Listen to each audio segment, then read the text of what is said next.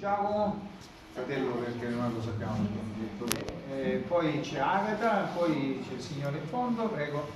Buonasera a tutti, grazie intanto per la seconda puntata, perché il 10 dicembre mi rimase qui una domanda, perché no, ero presente, solo che come giustamente ha sottolineato il target era rivolto agli studenti e quindi non si è potuto, come dire, avere un dibattito e chiedere, perché appunto mi complimentai con Roberto Rebelli, perché come ha detto Silvio all'inizio, chi conosce il libro? Io comprai questo libro, questo è uscito a marzo del 2013, io lo comprai forse a novembre, dicembre, insomma lo stesso anno, e subito lo lessi perché cercavo altre cose, però quando Un paradiso siciliano ritrovato e vidi appunto, hai riconosciuto? ho detto pure questo lo conosco, per motivi professionali quella zona lì del Pantano la conosco benissimo. Io sono medico veterinario per l'azienda sanitaria, quindi ho fatto il professionista e ho visto l'involuzione di quel territorio, perché praticamente quando arrivai a Lentini, non vi racconto la mia storia, però per dirvi, mi posi allora il 10 dicembre la domanda, quando arrivai a Lentini, lì era proprio una zona veramente vergine. E praticamente quelle idrovore di cui abbiamo visto le immagini, a 500, no, meno di 500 metri, sulla sinistra, per il retino che poi porta sulla Catania e Siracusa, hanno cominciato negli ultimi anni a fare anche dei lavori di estrazione di materiale. Allora io mi sono posto questo quesito, dico, la sovrintendenza che per aprire una finestrella mi ha fatto 3000 paranoie. Dico, com'è possibile che praticamente per far passare va bene a parte l'elettrodotto, ma anche quell'estrazione di materiale sabbioso, che praticamente è l'acqua che affiora sempre, perché giustamente siamo in quella zona del Pantano, ok? Per cui questa era la prima domanda che mi ha assillato sino ad oggi, e oggi ho avuto alcune risposte.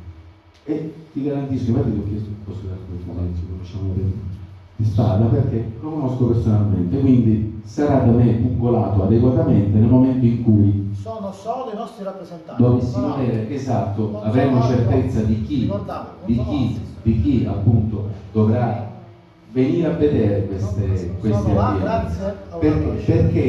Perché non vengono sul luogo e si rendono conto? Perché appunto quello, tra l'altro, senza togliere nulla, assolutamente sì, e senza nulla togliere, appunto dice i comuni hanno le compensazioni, perché appunto io mi chiedevo, ma lì è territorio di Carlentini, perché là è contrada interrata che va giù fino, quindi dico, avremmo dovuto invitare anche gli amministratori di Carlentini e per sollecitarli in tal senso.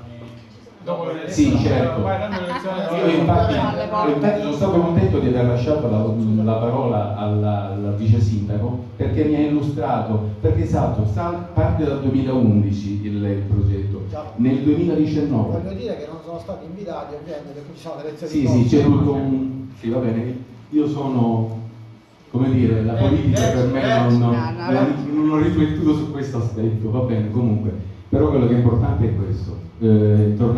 Concludo col discorso della mia amica Maria, il discorso salute. Ormai si parla di One Health, siamo tutti dentro un cerchio, animali, esseri umani, vegetali, esseri invisibili, che vedi virus, SARS-CoV-2, che praticamente per 3 anni ci ha tenuto sotto scacco. Quindi voglio dire, dobbiamo curare l'ambiente e recuperare questi ambienti che sono assolutamente di vitale importanza per il nostro futuro. Grazie. Grazie Giacomo. Agata Magnano, consigliere comunale. Poi c'è il signore di fronte, non ricordo il nome. Ah, ecco, dottore Bruno. Ecco, ora sì, non ricordavo il cognome. Prego, Agata. Innanzitutto buonasera a tutti. Io non volevo fare delle domande, ma volevo ringraziare fortemente Pippo Cardello, a cui io e Settimo Minnella abbiamo rotto simpaticamente le scatole. Per cui l'abbiamo trovato, devo dire, è molto ben disposto. ci ha concesso questa serata, che io appunto avevo già visto al Polivalente e di cui mi ero innamorata. E Pippo è stato molto disponibile e devo ringraziare pure Cristina Scuto, che è molto sensibile a queste tematiche. Naturalmente ringrazio tutti gli intervenuti, dal dottor Pulzatti al De Pietro al professor Frasca, ma naturalmente anche alla dottoressa commendatore che giustamente ha detto bisogna curare l'ambiente per poter stare bene tutti noi.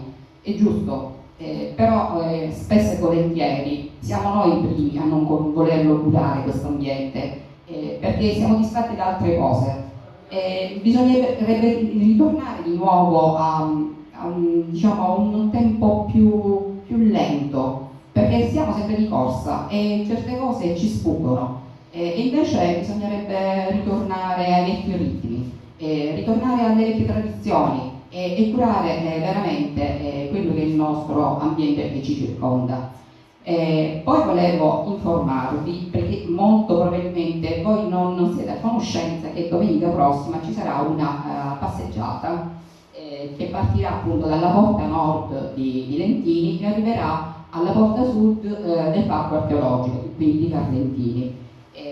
Sarà a cura Settimo, il luglio, che sei più aggiornato di me da questo punto di La vista. pubblicità l'ha organizzata a colloquio di Carlentini. Quindi passerà attraverso la Valle San Mauro e poi attraverso la Valle San Mauro, non so come, arriveranno tra i rovi dall'altra parte. Spero che sia pulito Sì, nel frattempo. lo puliranno. Allora, è questa, la condizione è questa. Ecco, hanno fatto questa manifestazione, ha augurato una mossa, così, Sì. una passeggiata archeo-naturalistica al parco di Giorgino. Quindi Una cosa bella che tra l'altro anticipa, no? Quel grande progetto che ormai dovrebbe essere alle fasi finali, che dovrebbe appunto unire finalmente con una cerniera di Carlentini e quindi al parco archeologico, e sarebbe l'antico tratturo che univa le due realtà, quindi Lentini e Carlentini. Vi ringrazio per l'attenzione e che dire, alla prossima, ci compro. Grazie Ana, allora c'è il dottor Giugno, prego. Chi altri vuole intervenire e dire alzate il ditino? Casomai chiude Cristina. Prego, dottor Giugno, grazie.